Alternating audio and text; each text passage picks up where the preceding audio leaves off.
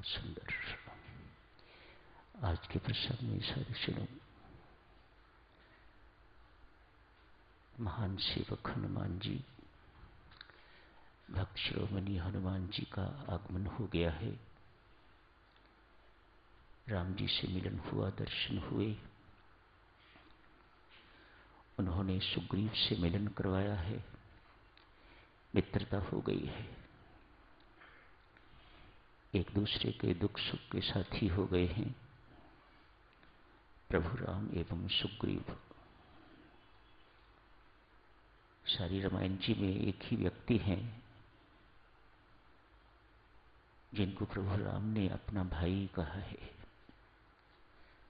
हम 4 थे, आप सहित 5 हो गए। विभीषण को मित्र कहा है, गुहराज को मित्र कहा है, लेकिन सुग्रीव को भाई कहा है। मित्रता के उपरांत सुग्रीव अपनी व्यथा सुनाते हैं। बाली से किस प्रकार वे त्रस्त हैं, सब भेद बताते हैं। प्रभु राम ने आज अभी अंत में बाली को मार दिया है। आध्यात्मिक दृष्टि से सत्सुनो, सुग्रीव एक साधक वृत्ति है जो हम सब हैं। हम सब साधक बैठे हैं। हमारे अंदर एक साधक की वृत्ति है, साधनारत हैं हम। इस वक्त भी हम सब साधना में हैं। सुग्रीव साधना वृत्ति है तो बाली अभिमान वृत्ति है। जो हालत बाली सुग्रीव की करते हैं, वही हालत अभिमान हमारी करता है। जैसे सुग्रीव बाली से पिसते हैं, पिटते हैं, हारते हैं, ठीक इसी प्रकार दिन में ना जाने कितनी बार हम भी अभिमान से पिसते हैं, पिटते हैं एवं हार खाते हैं। हनुमान जी महाराज संत की भूमिका, गुरु की भूमिका निभाते हुए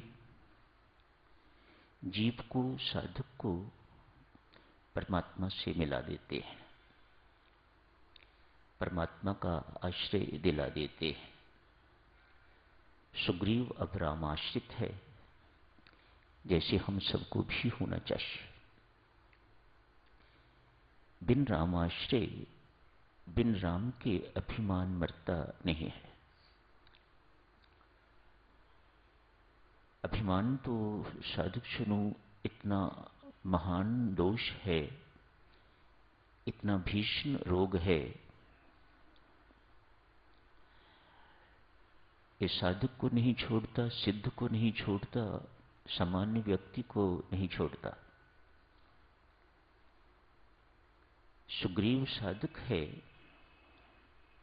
अभिमान से हारने वाला। लेकिन जब एक साधक अपनी साधना के कारण, तपस्या के कारण या किसी आश्रय के कारण अभिमानी हो जाता है, तो भगवान उसे पहचान नहीं पाते, ये सुग्रीव है या बाली।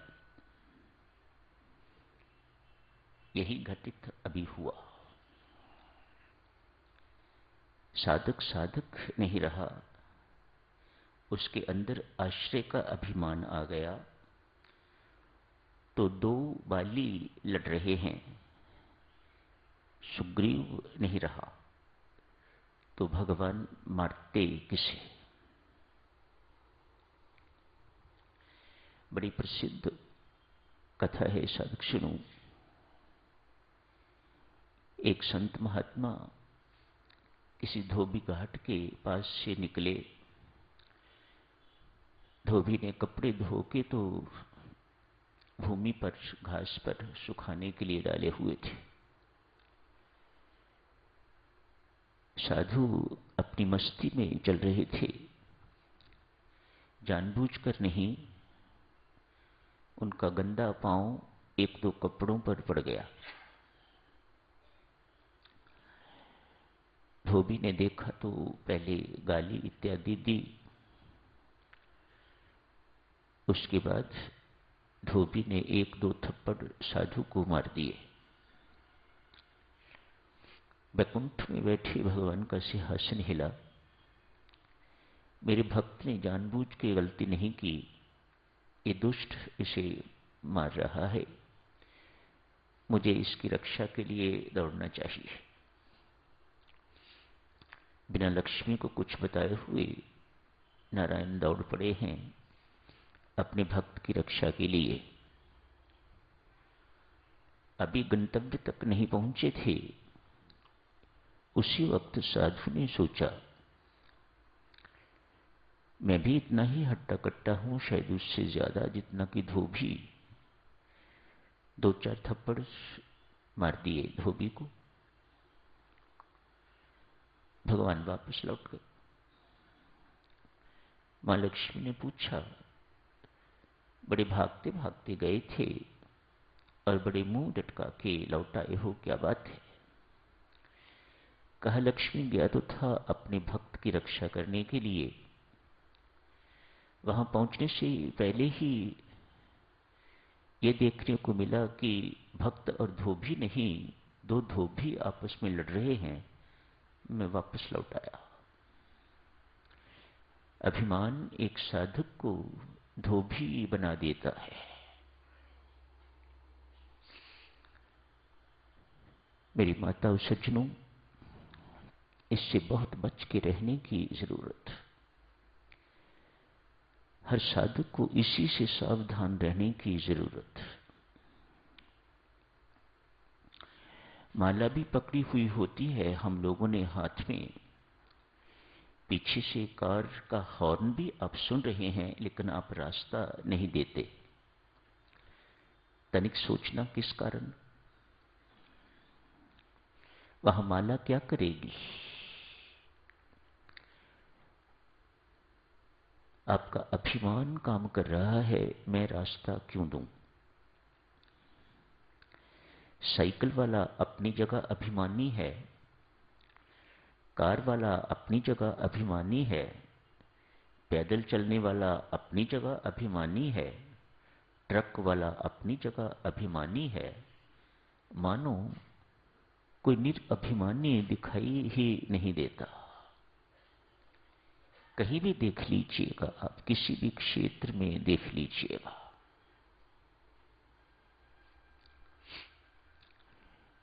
यदि किसी को कोई काम सौंपा जाता है तो वह चाम का सिक्का न चलाए, ऐसा देखने में नहीं आता। क्योंकि मुझे काम सौंपा गया है, मुझे कोई सेवा सौंपी गई है, आखिर मेरे अंदर कुछ न कुछ है, तभी तो ये मुझे सेवा सौंपी गई है। इसलिए मुझे आज से अधिकार मिल गया, जो मेरे मन में आया वह मैं करूं। इसी को कहते हैं चाम का सिक्का चलाना। वह चलाता है, चलाती है। ये किस कारण? अभिमान के कारण। हर क्षेत्र में सक्रिय है ये अभिमान। जहां उत्कृष्टता आ जाती है, विशेषता आ जाती है, विशिष्टता आ जाती है, वहां समझ लीजिएगा साधकजनों की अभिमान सक्रिय है। स्पष्ट है, आप अपने आप को उत्कृष्ट मान रही हैं तो कुछ को निकृष्ट भी मान रही होंगी। जहां देवी ये काम हो देखने को मिले, वहां समझ लीजिएगा कि अभिमान काम कर रहा है। तनिक सोच के देखो मेरी माता और सज्जनों, दिन में कितनी बार हम धोबी बनते होंगे।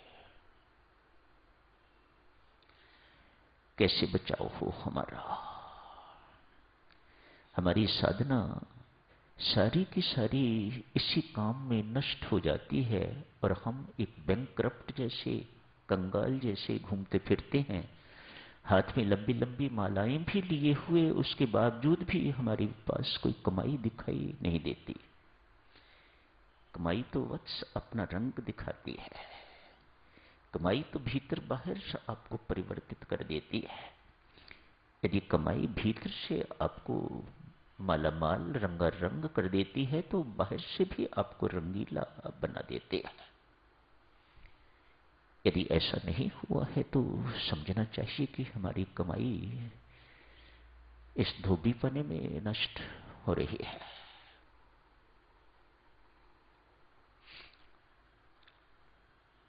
मुझे प्रार्थना के कक्ष में भेजा गया है तो कोई कारण होगा।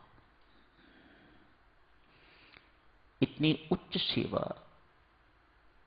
परमेश्वर की कृपा से मिलने के बाद यदि सोच इस प्रकार की हो जाए तो कितने दुर्भाग्य की बात है। आपको किसी को कहा जाए आप अपना जीवन प्रार्थनामय बनाइएगा, हर एक को भी कहा जाता है, बेहतर यही है यहीं बैठ के जो कहना है सो कह लो। किसी इंडिविजुअल को कहना मानो मुझे पश्चाताप करना पड़ता है बाद में, ये मैंने क्या कर दिया। जिस इंडिविजुअल को किसी को कह दिया वह तो मेरे सिर पर नाचेगा।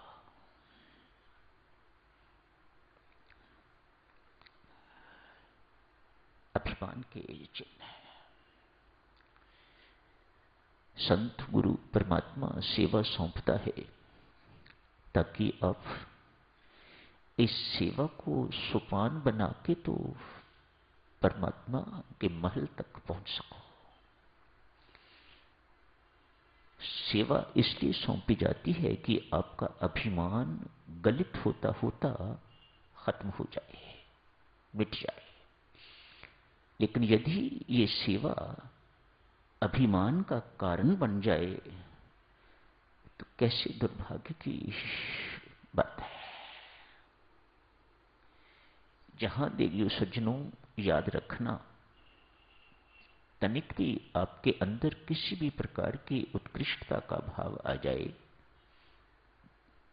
मैं पास वाली बैठी महिला से अधिक सुंदर हूं, होंगी आप जरूर, लेकिन ये भाव आपका अभिमान है।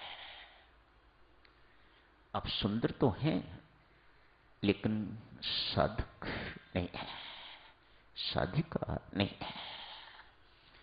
शारीरिक सुंदरता तो आपके अंदर जरूर है लेकिन आध्यात्मिक सौंदर्य नील। अभिमान भक्तजनों इतना मोटा है,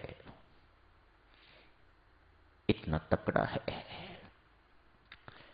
वहां परमात्मा की प्रीति के लिए कोई स्थान नहीं छोड़ता।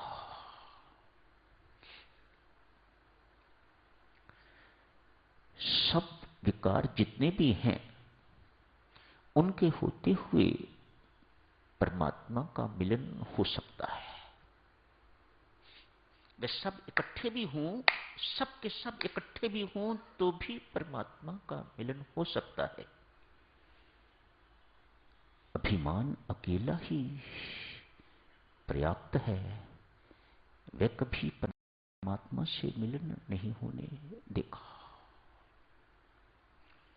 एक स्थान पर रहते हुए भी दूरी बना के रखेगा। मोटा तन अभिमान का, स्वामी जी महाराज फरमाते हैं, मोटा तन अभिमान का। मानो पारस भी वही है, लोहा भी वही है, लेकिन पारस पारस, लोहा लोहा। बिन स्पर्श लोहा सोना नहीं बन पाएगा। और ये स्पर्श ना होने देने वाला अभिमान है। आप इसे कागज के रूप में देखिए, आप इसे बारीक कपड़े के रूप में देखिए, किसी भी रूप में देखिएगा, लेकिन ये अभिमान है। परमात्मा की मेहरबानी देखो देवियों, वह कैसा है, हम कैसे हैं, वह कैसा है। आपने आज पढ़ा, भगवान श्री सुग्रीव की शरण में गए हैं। प्लीज एनालाइज, सुग्रीव राम की शरण में नहीं आया है। राम सुग्रीव की शरण में गए। ऐसी बड़ी सरकार जो अपने जीवन से, अपने कृत्यों से एक साधक को साधक बनना सिखाती है। ऐसे बनो, ऐसे बनो। सारा संसार मेरी शरण में आता है, मैं सुग्रीव की शरण में जा रहा हूं। आज शरण में गए भी हैं, परीक्षा भी दी है भगवान ने। 7 साखू के पेड़ों को बींदा है, परीक्षा दी है, परीक्षा पास की है, तो सुग्रीव ने इन्हें शरणागत स्वीकार किया है। ऐसी सरकार कहां मिलेगी, ऐसे राम कहां मिलेंगे। तो देवियों, यही समाप्त करने की इजाजत दीजिएगा। धन्यवाद।